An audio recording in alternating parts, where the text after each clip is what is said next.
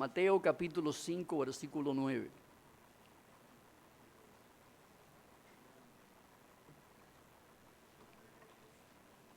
Dice la palabra: bienaventurados los pacificadores, porque ellos serán llamados hijos de Dios. Oremos. Oh Dios y Padre, una vez más imploramos, suplicamos, Señor, que tu gracia venga para iluminar nuestros corazones y mentes con el entendimiento necesario para conocer tu voluntad sobre esta doctrina extraordinaria que este texto nos enseña. Concédenos atesorar en nuestros corazones y concédenos vivir conforme a lo que ella nos está demandando. Como tus hijos, como hombres y mujeres pacificadores, danos esta bienaventuranza que tú garantiza y promete a quienes son pacificadores, a quienes son tus hijos. Ven y bendícenos, te lo rogamos en el nombre de Jesús. Amén. Amados hermanos, en estas breves palabras, nuestro Salvador y Señor Jesucristo establece uno de los privilegios más grandes y gloriosos que habremos de experimentar mientras estamos viviendo en este mundo de huérfanos. Porque el mundo en que vivimos es un mundo formado por huérfanos espirituales. Sin embargo, nosotros, habiendo creído en Jesucristo y recibido a Cristo como Señor y Salvador de nuestras vidas, tenemos el privilegio de ser llamados hijos de Dios. Bienaventurados los pacificadores, porque ellos y solo ellos serán llamados hijos de Dios. Según el diccionario, la palabra huérfano, del griego órfanos, describe a un niño cuyos padres están ausentes, muertos o que lo han abandonado. Una definición legal de la palabra huérfano es la siguiente. Dice el diccionario: huérfano es alguien que ha sido privado de sus padres a través de la muerte o la desaparición, por abandono o deserción, o por la separación o la pérdida de ambos padres. Eso es alguien huérfano, según el concepto emitido por los diccionarios. El pecado nos excluye de la paternidad de Dios. Eso está claro en las Escrituras. Nos desaparece de la familia de Dios. Nos excluye de la familia de Dios. Por eso, el pecado original y sus frutos convierte al hombre, a la raza humana, en huérfanos desde el punto de vista espiritual. Porque nacemos muertos en delitos y pecados, el pecado nos convierte en huérfanos, carente de paternidad divina. La Biblia nos enseña que Dios Padre tiene muchos hijos. Por ejemplo, el Salmo 2:7 nos dice que Jesucristo es, por generación eterna, el unigénito Hijo de Dios. Job capítulo 38, versículo 7, también nos dice que los ángeles son hijos de Dios por creación. Y en Juan capítulo 1, versos 11 al 13, aquí el Señor Jesucristo nos dice que todos aquellos que creen en Él reciben la potestad de ser hechos hijos de Dios. Dice literalmente, a los suyos vino y los suyos no le recibieron, mas a todos los que le recibieron, a los que creen en su nombre, les dio potestad de ser hechos hijos de Dios, los cuales no son engendrados de sangre, ni de voluntad de carne, ni de voluntad de varón, sino de Dios. La palabra potestad, la palabra griega potestad, aumename, significa poder o autoridad. Aquellos que creen en el nombre de Jesucristo y le han recibido como Señor y Salvador, reciben la facultad, reciben el poder, reciben la autoridad para identificarse como hijos legales de Dios. El trámite legal con el cual se adopta a una persona se le llama adopción. Y esa palabra que se usa en el argot del lenguaje de la adopción es usada en la Biblia para describir esos trámites legales que tienen que ver con la justicia de Dios para admitir a alguien en la familia del Señor. Romanos capítulo 8, verso 17, ahí nos dice la palabra de Dios. Y si somos hijos, también somos herederos, herederos de Dios y coherederos con Cristo, si es que padecemos juntamente con Él, para que juntamente con Él seamos glorificados. El Catecismo de Westminster, en su pregunta 74, dice o hace la siguiente pregunta: ¿qué es la adopción? Y responde: la adopción es un acto de la libre gracia de Dios en su Hijo Jesucristo y solamente por Él, por la cual todos aquellos que son justificados son recibidos en el número de los hijos de Dios, teniendo ellos el nombre de Dios escrito sobre ellos. Les es dado además el espíritu de su Hijo. Están bajo su cuidado y dispensación paternal.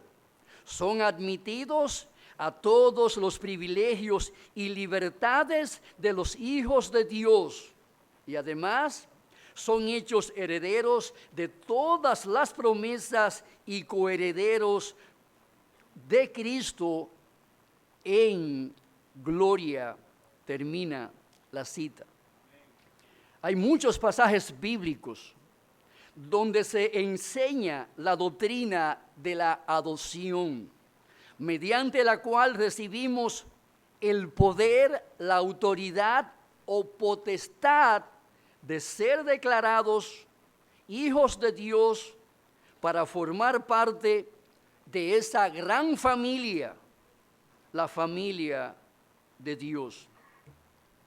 Ahora, para entender ese concepto de lo que es la adopción mediante la cual somos hechos partícipes de la familia de Dios, mediante la cual adquirimos la paternidad de Dios, veamos algunas diferencias que hay entre una adopción humana y la adopción que Dios lleva a cabo para recibir a hombres y a mujeres huérfanos para que formen parte de su nueva familia o de una nueva familia, la familia de la fe, la familia cuyo padre es Jehová Dios. Los hombres adoptamos para suplir la necesidad de prole. Como sabemos, una pareja de esposo que no ha podido procrear por alguna circunstancia, por lo general tiene la necesidad de adoptar para de esa manera proveerle de su apellido y de todo lo que eso implica a la prole que adopta como hijo. Adoptamos por necesidad de prole, pero ese no es el caso de Dios. Dios no nos adoptó en su familia para ser sus hijos por alguna necesidad particular que hubiese en el corazón o en el ser de Dios. Sabemos por la Biblia que Dios desde toda la eternidad ha tenido, tiene y tendrá a su unigénito Hijo, a nuestro Señor y Salvador Jesucristo. De Él, en Mateo 13:17, testifica Dios diciendo: este es mi Hijo amado, en quien tengo complacencia. Durante toda la eternidad, Cristo fue suficiente para satisfacer el corazón paterno de Dios en todas sus dimensiones. Cristo le brindó a Dios el Padre complacencia en su paternidad o en el desempeño de su paternidad como el Padre de nuestro Señor Jesucristo. En la persona del Hijo estaba absolutamente todo lo que el Padre necesitaba encontrar para experimentar la complacencia y la felicidad que brinda el tener prole, el tener hijos, el tener hijas en el contexto del ser humano. Estoy plenamente seguro de que Dios no necesitaba absolutamente a nadie más que al Señor Jesucristo para experimentar absoluta y plena satisfacción paterna con relación a su prole. Nosotros, como seres humanos, tenemos necesidad de prole para satisfacer y complacer el mandato de Dios, que nos mandó a multiplicarnos y a llenar la tierra. De ahí la necesidad de proles que hay en cada pareja de matrimonio. Hay un vacío, una necesidad insatisfecha o un deber incumplido hasta que el hombre y la mujer no se multiplican. En el contexto de Dios, eso no sucedió así, porque Cristo ha sido, es y será eternamente la prole de Dios, en quien Él encuentra plena y absoluta satisfacción. Por esa razón, amados hermanos, llegamos a la conclusión de que Dios no nos adoptó porque Él tuviera alguna necesidad particular que Él necesitaba satisfacer o complacer. Más bien Dios nos adoptó por compasión, por misericordia y por amor. Esas fueron las razones o motivaciones que tuvo Dios para adoptarnos como miembro de su familia. Nos adoptó por compasión, nos adoptó por misericordia, nos adoptó por clemencia, porque nos vio huérfanos, carente de un Padre celestial, con las dimensiones de la paternidad que solamente Él puede brindarnos. Él nos adoptó por piedad, nos adoptó por clemencia, nos adoptó por misericordia, porque siendo huérfanos de la paternidad de Dios, Satanás era nuestro papá, era nuestro padre. Y siendo Satanás nuestro padre, fuimos malcriados, fuimos endurecidos y fuimos enemistados con nuestro Creador. Porque, amados hermanos y amigos, nuestra existencia se la debemos no al diablo, sino a Jehová Dios, quien decretó que tú y yo fuésemos creados en el vientre de nuestra madre. No fue Satanás, fue Dios. Pero como sabemos, desde el vientre de la madre fuimos infectados con el pecado original. Y ese pecado original con el cual fuimos concebidos nos apartó de la paternidad de nuestro Creador. Desde el vientre, desde la matriz de nuestra madre, fuimos apartados de la paternidad de Dios y fuimos, en consecuencia, recibidos y malcriados, endurecidos y enemistados con nuestro procreador, con el sustentador de nuestra vida aquí en la tierra. Como padre, Satanás nos explotaba enseñoreándose de nuestra voluntad y haciéndonos esclavos.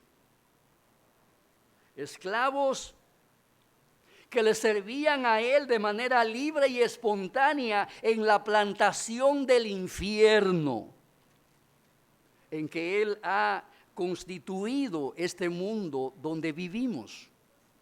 Porque, amados hermanos, este mundo donde vivimos, no hay la menor duda de que es una plantación del infierno, donde todos los productos del infierno son sembrados y cosechados por la raza humana y sus miembros que viven y trabajan como peones de Satanás. Pero por compasión fuimos sacados de esa plantación donde se siembran los frutos del infierno para ser trasladados como hijos de Dios al reino de su amado Hijo, el Señor Jesucristo.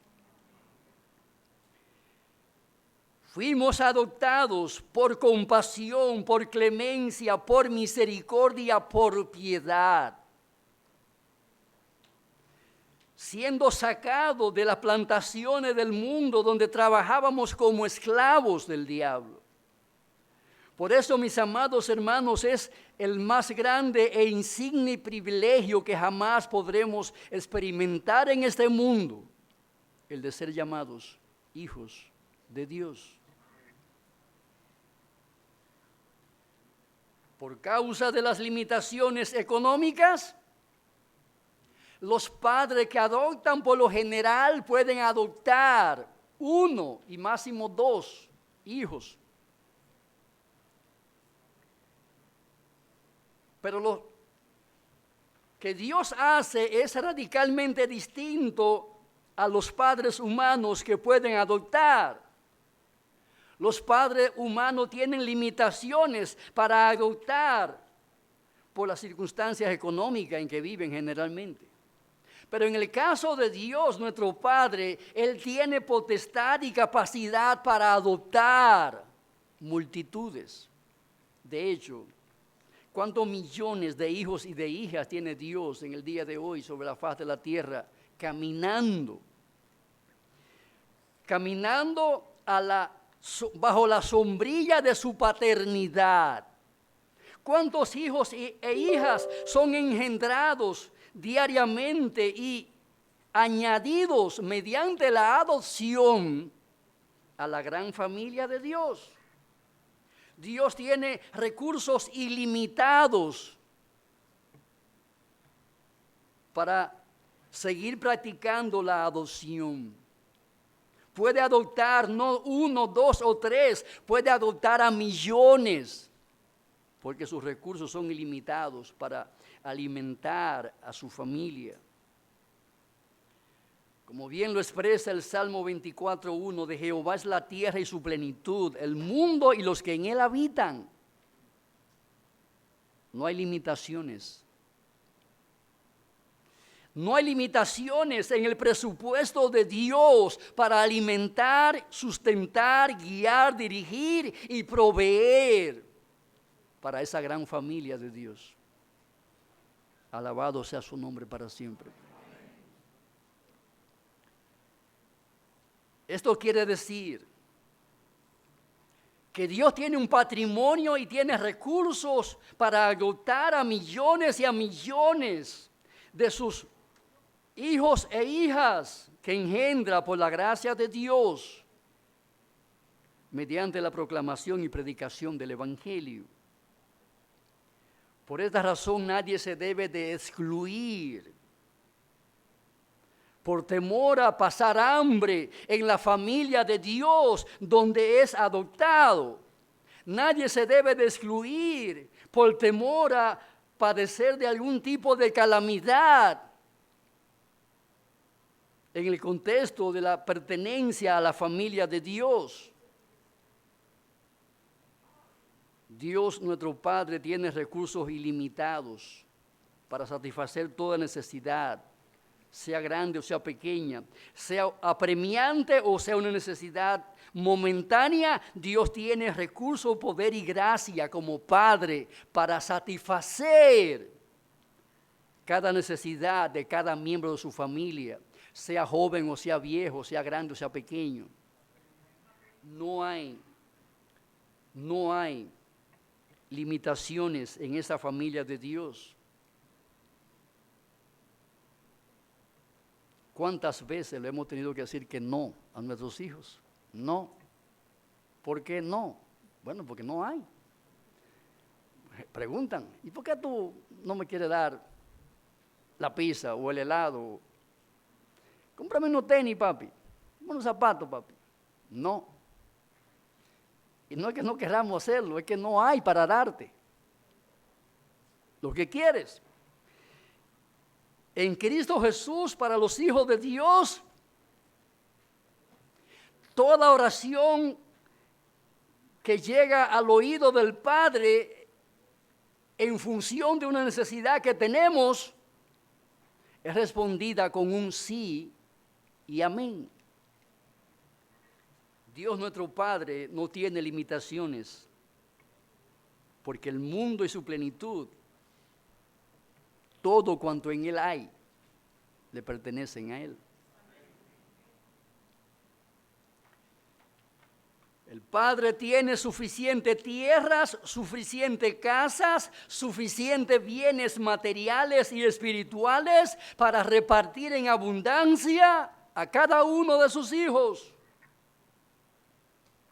Por eso Jesucristo pudo con mucha vehemencia tratar con el espíritu de ansiedad de sus discípulos en un mundo de carencia y de precariedades en el cual vivían. Mateo capítulo 6, 31 al 34.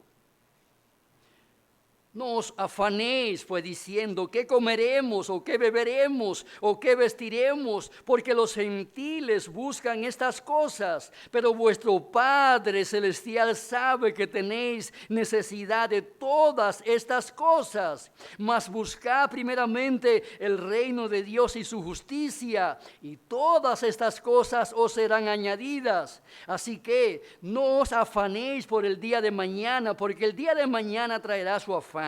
Basta a cada día su propio mal. ¿Ven ahí? La razón o la motivación por la cual Cristo llama a sus discípulos a permanecer quietos y tranquilos en medio de un mundo de carencias, precariedades y necesidades, no solamente espirituales, también temporales. ¿A dónde le enfoca Cristo para que sus discípulos gocen de paz y de tranquilidad? ¿A dónde les enfoca? A la paternidad de un Dios rico. A la paternidad de un Dios rico cuya riqueza estaba allí, no para sí mismo porque Él no la necesita, sino para satisfacer a sus hijos. Vuestro Padre Celestial sabe que tenéis necesidad ¿de qué? De comida, de bebida y de todas las demás cosas que necesitamos para el sustento de la vida en este mundo de precariedades, de necesidades y de limitaciones financieras, económicas, laborales, etcétera. En cada necesidad que experimentamos los hijos de Dios tenemos un precioso momento para buscar que Dios ejerza su paternidad con eficiencia en nosotros, satisfaciendo nuestras necesidades. Cada vez que hay hambre y no hay con qué comprar la comida, el picapollo, usted tiene allí una preciosa oportunidad para que Dios, el Padre, ejerza allí su responsabilidad paterna, proveyéndole los recursos que usted necesita para comprar el picapollo. Si usted es de poca fe, porque si usted tiene más fe de ahí, pues quizás haya más allá de un picapollo, ¿verdad? ¿Sí o no?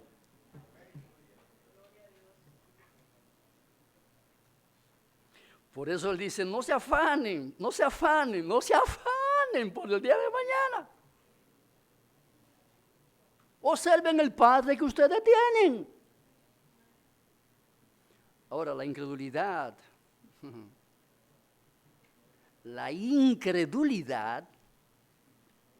la carencia de fe o la debilidad de la fe nos produce catarata espiritual que nos impide contemplar la majestad y la grandeza del Padre que tenemos.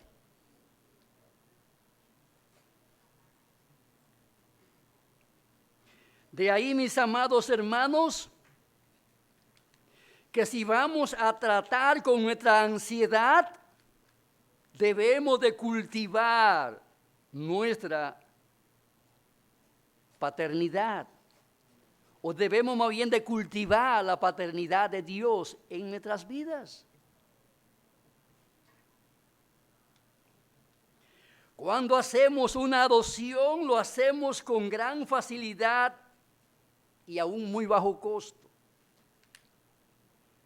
Pero para Dios el Padre adoptar a uno solo de sus hijos, tuvo que pagar un gran precio.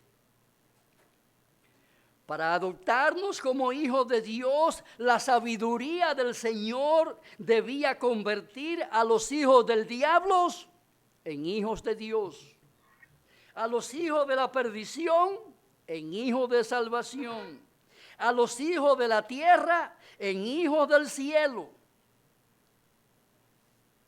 Y esto, mis amados hermanos, solamente se podía lograr mediante algunos eventos trascendentales que involucraban nada más y nada menos que la vida de su unigénito Hijo, a nuestro Señor y Salvador Jesucristo.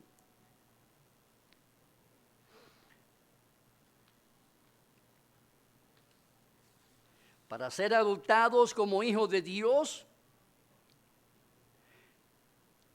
primero que nada, había que pagar a la justicia de Dios por la culpa del pecado original y sus frutos. Como dice alguien. Y para pagar, alguien sin deuda con la justicia divina debía de morir en lugar de los deudores. Porque la deuda de nuestros pecados solo se pagaba con la muerte, porque la paga del pecado es la muerte. Para ser adoptados como hijos de Dios, en segundo lugar, también había que limpiarnos del sucio pecado original y de cada uno de sus sucios frutos. Y eso solo se podía hacer si Cristo, su unigénito Hijo, al ser sin pecado, derramaba su sangre para por medio de nuestra fe en ella limpiarnos de todo pecado. Y en tercer lugar, para ser adoptados en la familia de Dios, también había que vestirnos con la justicia inmaculada de nuestro Padre Celestial adoptivo. Y eso solo se podía lograr o conseguir si se nos vestía con la justicia del Señor Jesucristo, quien con la tela de su obediencia humana perfecta al universo de la ley de Dios, nos creó un traje de justicia hecho a la medida de cada uno de nosotros. Y la pregunta es, ¿para qué? ¿Para qué? Bueno, para que nos vistamos con Él, para cubrir nuestra desnudez, la cual heredamos desde Adán con el pecado original. Y de esa manera, para que podamos alcanzar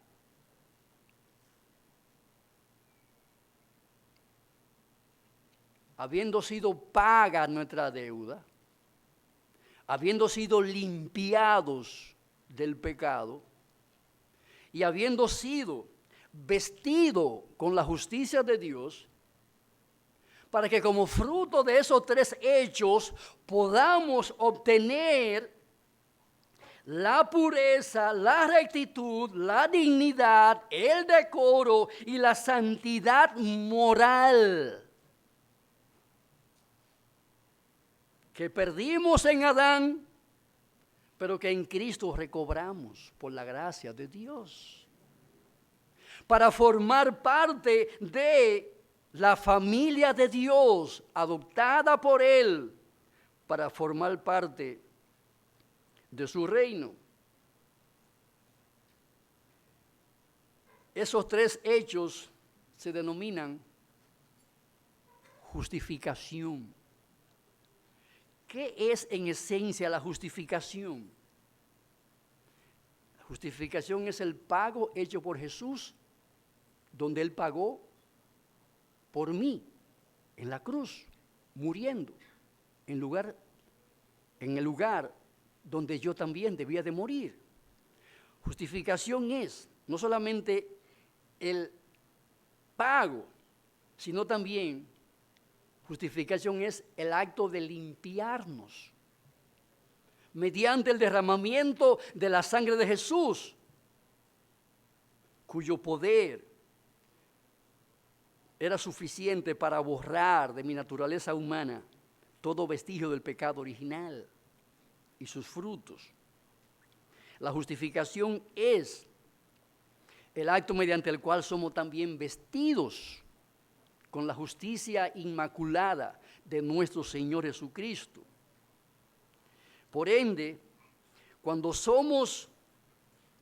cuando pagamos nuestra deuda, cuando se nos lava y quita la mancha del pecado, cuando se nos viste con la justicia inmaculada de Jesús, adquirimos la pureza necesaria para ser un hijo de Dios, la rectitud necesaria para ser un hijo de Dios, la dignidad necesaria para ser un hijo de Dios, el decoro necesario para ser un hijo de Dios y la santidad moral necesaria para ser un hijo o una hija de Dios. De ahí, mis amados hermanos, que para ser un hijo de Dios, como bien apunta el Catecismo Menor de Westminster, lo primero que debemos de experimentar, ¿qué es? La justificación por medio de la fe. En la justificación se paga nuestra deuda contraída con la justicia de Dios. En la justificación se nos baña de pies a cabeza y se nos quita la inmundicia del pecado original y sus frutos. Con la justificación se nos viste con la justicia inmaculada de nuestro precioso Señor y Salvador Jesucristo. Y a partir de ahí entonces somos constituidos hijos e hijas de Dios. Por ello, mis amados y entrañables hermanos, debemos sobre todas las cosas procurar a través de la fe la justificación, porque es el primer requisito para poder en el tribunal recibir la sentencia divina que nos acredita, que nos da la potestad, la facultad o el poder de ser constituido un hijo, una hija de Dios, con todos los derechos que implica una adopción.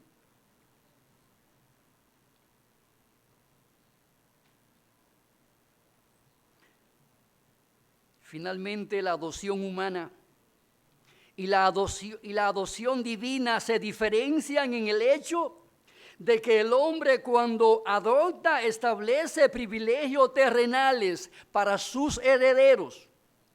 Pero Dios, cuando adopta, establece privilegios celestiales infinitamente superiores para su descendencia, para sus herederos. Como dice Thomas Watson, cuando Dios hace a sus hijos, estampa su imagen sobre ellos.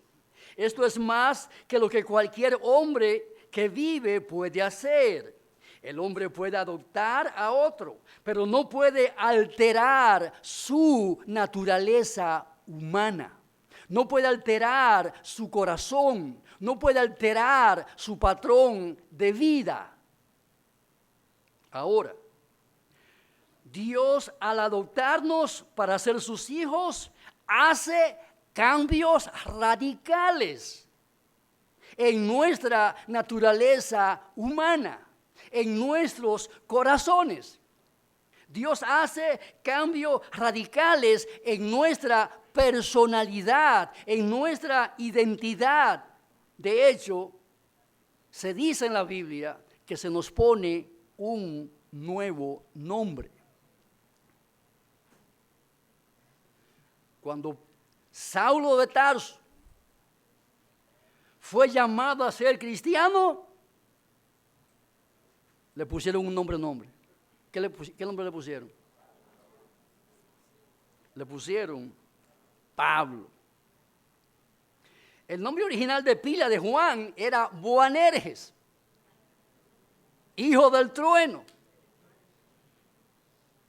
Desde que este hombre se convirtió, le cambiaron su nombre de rayo, centella, por Juan. Es típico en la Biblia que Dios cambia el nombre de aquellos a quienes llama. Por eso se nos cambia el nombre, se nos da una nueva identidad, porque a partir de que somos adoptados en la familia de Dios, Dios hace obras específicas en nuestras vidas que alteran nuestra naturaleza humana para ser identificados como hijos de Dios, naturalmente. Por eso se le llama a la vida cristiana un nuevo nacimiento. A Nicodemo le dijeron, es necesario nacer de nuevo. Este hombre había sido religioso desde que nació posiblemente. Pero la religión no puede operar ese cambio radical en la vida humana. Los ritos, las tradiciones, por noble que sean, no pueden cambiar, no pueden alterar el corazón del ser humano. Ningún acto religioso, civil, humano puede alterar el corazón y la vida de los seres humanos. Es una obra de Dios. Y es exactamente lo que sucede cuando Dios adopta a una persona para formar parte de su familia. Le altera su naturaleza humana. Por eso se le llama a eso un nuevo nacimiento, en el cual el hombre recibe la vida eterna. Es cambiado su estado de muerte eterna por vida eterna. Por eso se le llama a ese acto también resurrección. Resurrección. Estaba muerto, pero recibió el potencial de la vida para que con ese potencial de vida de nuevo, su personalidad, su alma muerta, empezara a vivir, llevando y experimentando aquellos signos vitales que mostraban la realidad de la vida que habitaba en él. Hay una alteración genuina en el corazón del hombre. Los incrédulos dicen, eso es falso, eso es religión.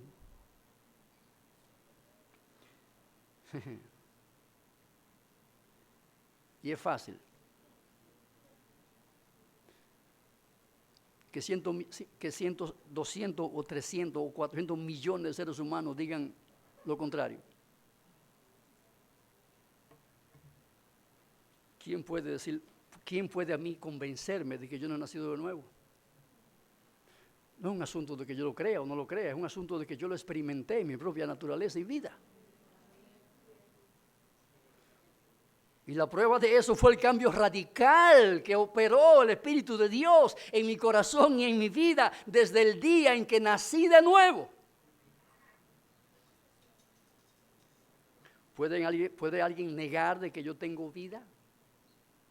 ¿De que estoy vivo y parado aquí ahora?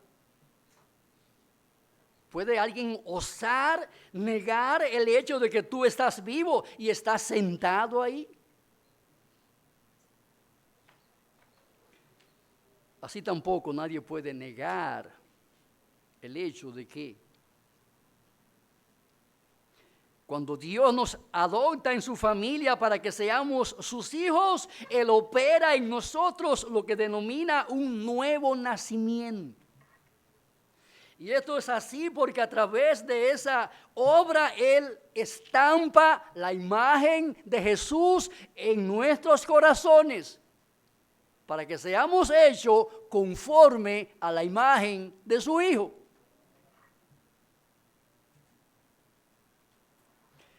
El que ha nacido de nuevo y fue adoptado por Dios para formar parte de su familia,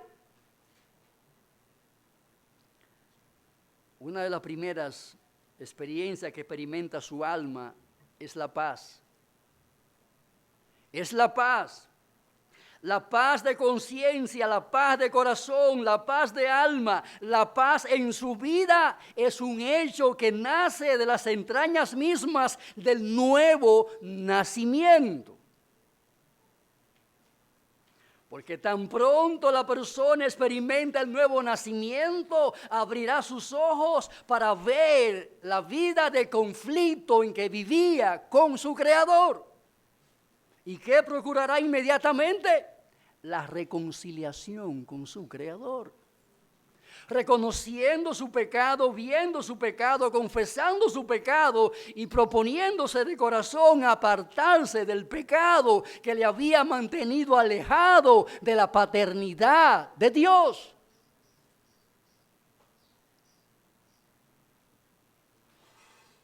El hombre empezará a repudiar todo aquello que le aparte de su Padre Celestial. Lo verá y lo estimará como lo que realmente es. Una oposición a la paternidad de Dios en nuestras vidas. Por eso hará su mejor esfuerzo por ser un buen hijo, una buena hija. Hará sus mejores esfuerzos para agradar a quien le recibió con los brazos abiertos en la casa, de la cual huyó desde que estábamos en el vientre de la madre, porque hermanos, huimos desde que estábamos en el vientre. El hijo pródigo es un buen ejemplo de lo que es la actitud de un pecador, que al salir de la casa de su padre se convirtió en un huérfano. Finalmente ese huérfano fue llevado por el diablo a servirle en una posilga, y de esa posilga este hombre volvió en sí y recordó ese hogar donde gozaba de todos los parabienes que necesitaba para vivir, donde había abundancia, habían becerros gordos, había de todo allí. Amados hermanos, cuando un hombre experimenta ese nuevo nacimiento, habrá en su vida un cambio radical de su personalidad. Experimentará la paz de Dios en su corazón. Y a partir de allí se convertirá en una verdadera pacificadora.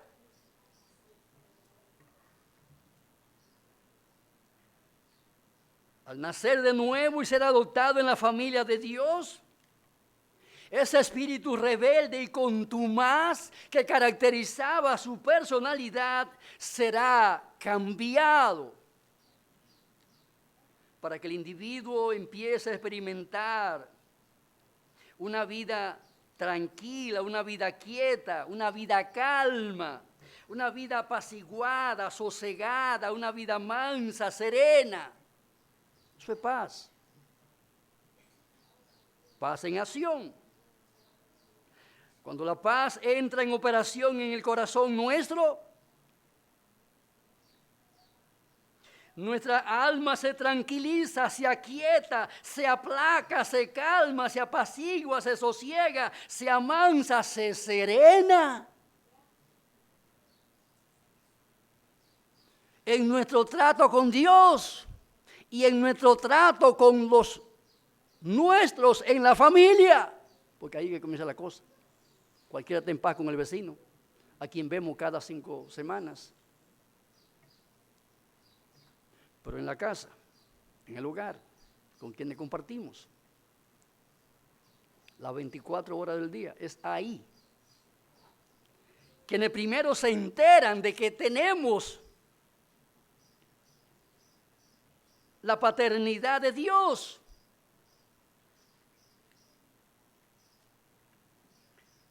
Es allí donde primero experimentan aquella paz que experimentamos en nuestra relación personal con el Señor.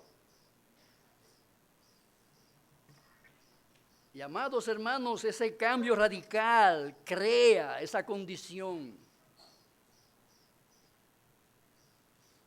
Porque nuestro espíritu se tranquiliza, se aquieta, se aplaca, se calma, se apacigua, se sosiega, se amansa y se serena.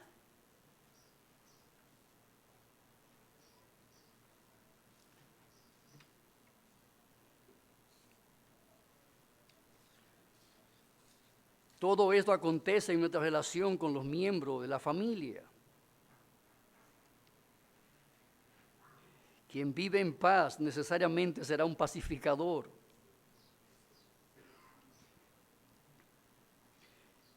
Y lo será porque así como Cristo usó la palabra para aquietar el mal en tempestad, cuando los discípulos le llamaron porque la embarcación se anegaba, asimismo también el Hijo de Dios, que tiene la paz de Dios en su corazón, usará continuamente la palabra de Dios y la oración para aquietar el mar inquieto de su propio corazón,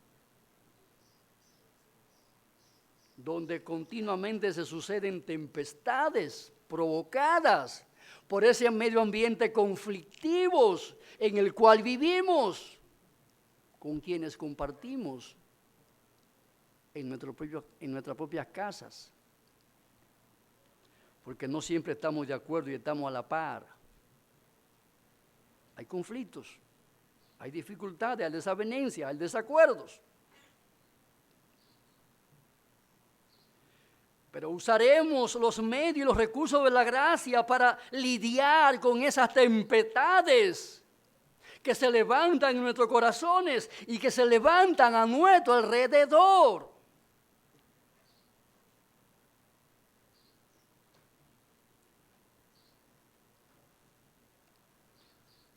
Usaremos la palabra y la oración para tranquilizar, aquietar, aplacar, calmar, apaciguar, sostener, amansar y serenar nuestros propios corazones y el corazón turbulento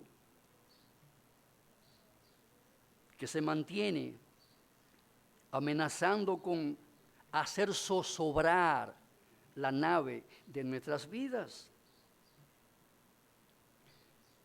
Amados hermanos, debemos de concluir que solamente quienes tienen el espíritu de paz de Cristo podrán realmente ser pacificadores en este embravecido mar tormentoso donde navegamos, un mar que se encuentra dentro de nosotros y un mar que se encuentra a nuestro alrededor. Las olas violentas del pecado de nuestros cónyuges o del pecado de nuestros hijos o del pecado de nuestros hermanos en la iglesia nos pueden provocar grandes marejadas, grandes olas, impetuosas olas, incontrolables olas que solamente la gracia de Dios puede calmar. Por eso es absolutamente necesario que Cristo venga a morar en tu corazón, porque Él es la esencia de la paz. Él es la paz misma. Mi paz os dejo, mi paz os doy, no como el mundo la da, yo la doy, garantiza el Señor.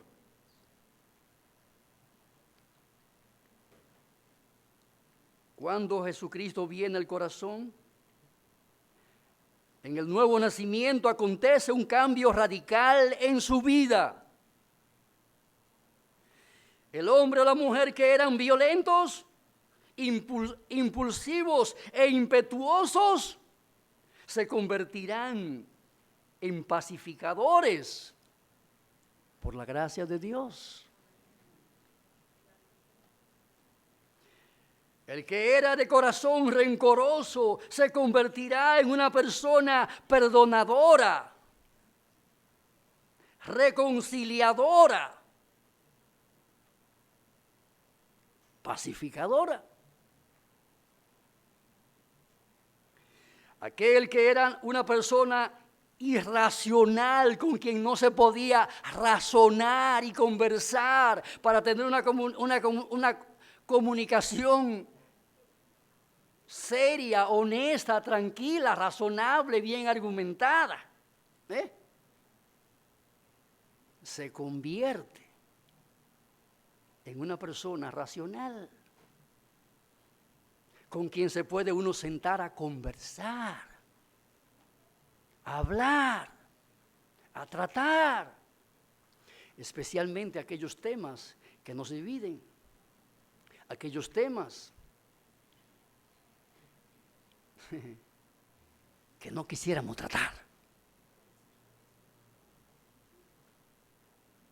Porque nos crispan los nervios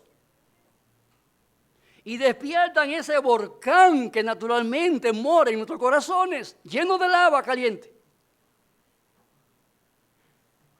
Y no quisiéramos que alguien topara la boca de ese volcán, porque si lo destapan hay problema. Pero amados hermanos, cuando el Espíritu de Dios viene a morar en el corazón del hombre, habrá paz en su corazón y esa paz dará la capacidad de ser un pacificador.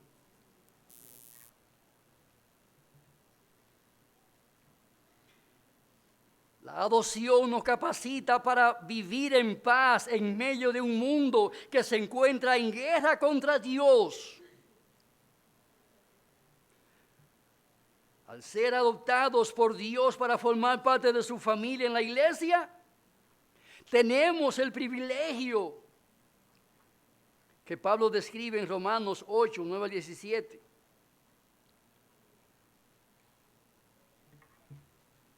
Allí, en ese pasaje encontramos que quienes son adoptados en la familia de Dios tendrán en sus corazones nada más y nada menos que el Santo Espíritu de Dios morando allí.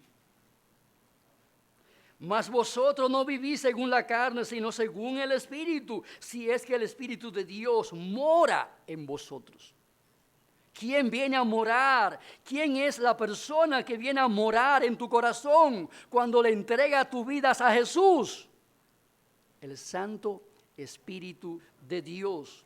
Y uno de los frutos que produce el Espíritu de Dios en el corazón es, además del amor y el gozo, el tercer fruto, ¿cuál es? La paz. Mas el fruto del Espíritu es amor, gozo y paz. Y ese fruto te capacita para ser un pacificador, hijo, hija de Dios. La adopción para ser hijo de Dios nos da la garantía de que nuestros cuerpos serán resucitados en la venida del Señor Jesucristo, como bien lo dice el versículo 11. La adopción para ser hijo de Dios nos da el privilegio de ser guiados por el Espíritu de Dios en este mundo de tinieblas, de oscuridad en el cual vivimos. La adopción para ser hijo de Dios nos da el privilegio de clamar y de comunicarnos con Dios en los términos familiares, en que se comunica un niño recién nacido con su padre, en una relación de confianza. Amados hermanos, la adopción como hijos de Dios nos da el privilegio de ser los depositarios de esa bienaventurada herencia que nos aguarda para después de esta vida. ¿Ven ahí las razones por las que somos bienaventurados, los pacificadores, los hijos de Dios? Amados hermanos, todo ello es en virtud de los privilegios que ostentamos en esa relación filial en la que Dios el Padre nos recibe a través de la puerta del nuevo nacimiento para formar parte de su gran familia. Familia que están ubicada en las diferentes congregaciones que integran la iglesia de Cristo a través del mundo. Finalmente, amados hermanos, para ser pacificadores necesitamos de un buen corazón. Una fuente sucia no puede dar agua limpia. Necesitamos de un buen corazón como el de Cristo para ser pacificadores. Necesitamos de un buen corazón como el corazón de nuestro Padre Celestial para ser pacificadores. El que tiene un corazón bondadoso amará y aceptará incluso aquellas conductas que nos resultan chocantes y difíciles de soportar. El que tiene un corazón bondadoso traerá con un espíritu de paz los eventos de conflicto, los eventos en los cuales experimentamos enojo e ira, cuando la gente nos falla, se equivoca, peca contra nosotros. Le miraremos con ojos de compasión, no con ojos de venganza, sino con ojos de compasión, porque la compasión es lo que gobierna tu corazón. No es el enojo, no es la ira, no es la rabia, no es el rencor, es la compasión. Por ende, cuando vas a corregir a alguien que se equivocó contigo, tú no irás con una bata de carnicero y un filoso machete en la mano. Tú irás con la bata de un cirujano para tratar de sacar el mal que incapacita a esa persona para servirte y hacerte bien, el bien que tú esperas. Un pacificador no es un carnicero. Se parece a un carnicero. Usted ve un tipo blanco con una bata blanca y bien limpio, y pone al lado otro, la misma categoría, limpio, blanco. Ahora, usted se pone en la mano de un carnicero para que lo operen. Están vestidos de blanco, igual es el problema, es el corazón. La bata blanca no es lo que hace el corazón, lo que hace el corazón es la sangre de Jesucristo morando dentro de él. Y amados hermanos, necesitamos de muchos cirujanos para lidiar con las enfermedades que afectan a la gente que forma parte de nuestro entorno familiar, eclesiástico.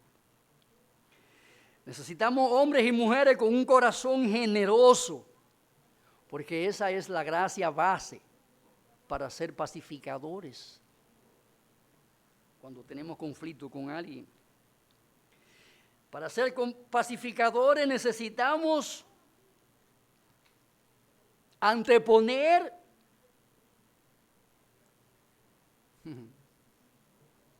las necesidades del otro antes que las nuestras. Anteponer las razones del otro antes que las nuestras. Anteponer los derechos nuestros antes que los otros. ¿Entiende el punto?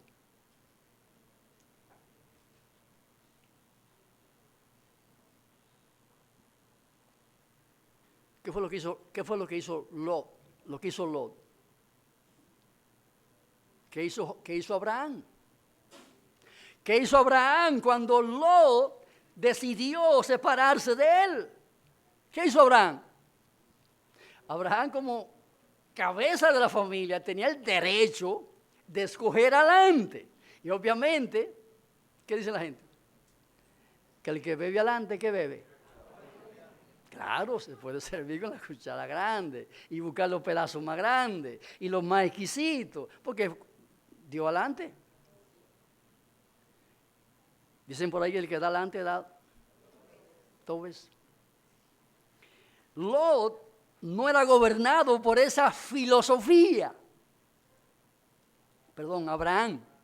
Abraham no era gobernado por esa filosofía. Por eso a la hora de dividirse con su sobrino querido, lo puso a escoger adelante. Coge lo que tú quieras, mijo.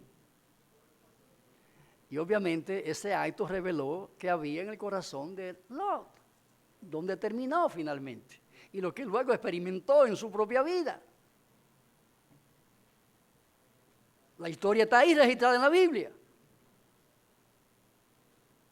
Porque, amados hermanos, la historia habría sido diferente para Abraham si él escoge primero y escoge el valle donde estaban Sodoma y Gomorra. Es mucho más sabio seguir la matemática de Dios que la matemática humana. Abraham escogió perder la mejor tierra, pero escoger lo que era más conforme a la voluntad de Dios para su vida. Hermanos, ¿qué era lo más cercano a la voluntad de Dios para la vida de Abraham? ¿Vivir cerca de Sodoma y Gomorra? ¿O vivir lejos de Sodoma y Gomorra? ¿Qué era lo mejor? Estar lejos de allí. Por esa razón, este hombre no titubeó, no argumentó, no razonó para defender su derecho a ocupar lo mejor de lo mejor que había en ese valle. Cogió más bien lo peor, la loma, donde nadie quería estar. Lejos de Sodoma, lejos de Gomorra. Porque él entendía que era mejor, por amor a Dios, escoger lo peor que hay en este mundo, siempre y cuando que sea por amor a Dios y para agradarle a Dios. Por eso el Señor dice, no os venguéis vosotros mismos, tranquilos. ¿Qué más sigue? Dejad lugar a la ira de Dios, porque Cristo está, a mí es la venganza, yo pagaré. Déjale la cuenta a quien la puede cobrar, con intereses. A Jehová Dios. Y amados hermanos, eso se destaca ¿dónde? Donde hay un corazón pacificador. Yo no quiero pleito, está bien, cógelo. Que te vaya bien. Pero no diga lo que sé mucho, que te vaya bien y sigue más adelante. Y que te pise un tren. Que te vaya bien, cógelo. Pero detrás lo que hay como oración es y que te agarre una patana, esa bien grande, y que te pisotee. No, hermanos, eso no es el espíritu con que debemos de hacerlo. Para ser pacificadores, obviamente debemos de negarnos a nosotros mismos para ese fin. Amados hermanos, que Dios nos dé la gracia de apreciar y de valorar lo que por gracia hemos recibido. La paternidad de Dios. ¿Eres realmente un hijo de Dios? ¿Eres un hijo o una hija de Dios porque has sido adoptado en la familia de Dios? Porque para ello Dios te regeneró, te dio un nuevo nacimiento. A los suyos vino y los suyos no le recibieron. Mas a todos los que le recibieron, a los que creen en su nombre, ¿qué hizo Dios? Les dio la facultad, les dio el privilegio, les dio el honor, la bendición de ser constituido hijos e hijas de Dios. Y note que subraya, esa gente no fueron engendrada por los evangelistas, por los pastores, por los miembros de la iglesia, no son formados o creados por voluntad humana, ni con sangre humana, sino por la voluntad de Dios. Es la voluntad de Dios, entonces, que tú creas en Jesucristo, que recibas a Jesucristo. Porque para ellos es que está garantizada la adopción y el nuevo nacimiento. Ambas cosas están en ese verso que hemos leído. Les dio potestad de ser hechos hijos de Dios. ¿Qué es eso? Adopción. ¿Y dónde está la regeneración? Los cuales no son engendrados. Y ahí la palabra. Engendrar. Dios te engendra.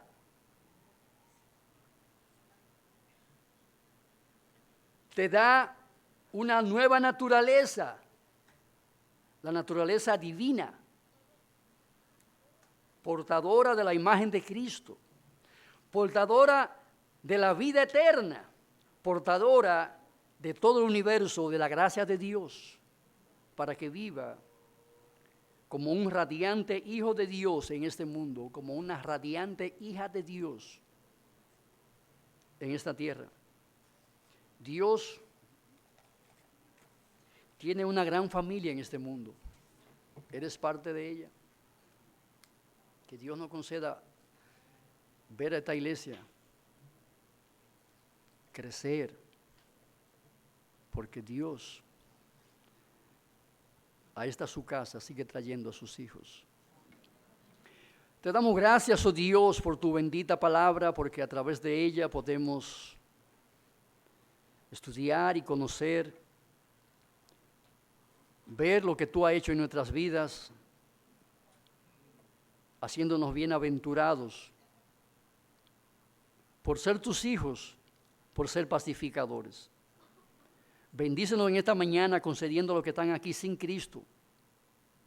Concédele, Señor, esa bienaventuranza de ser adoptado en tu familia, de ser regenerados, de experimentar el nuevo nacimiento. Que a partir de aquí su vida puedan experimentar un cambio radical. Al recibir la estampa de la imagen de Cristo, la vida eterna y el perdón de todos sus pecados. Rogamos que tú, Señor, en esta mañana pague la deuda de la culpa de sus pecados, le lave y les limpie sus almas de la mancha de sus pecados.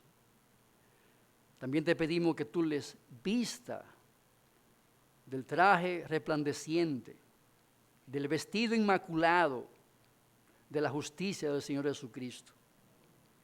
Que así puedan ellos vivir y ostentar para siempre la filiación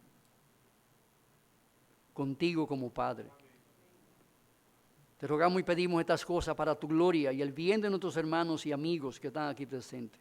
En el nombre de Jesús. Amén.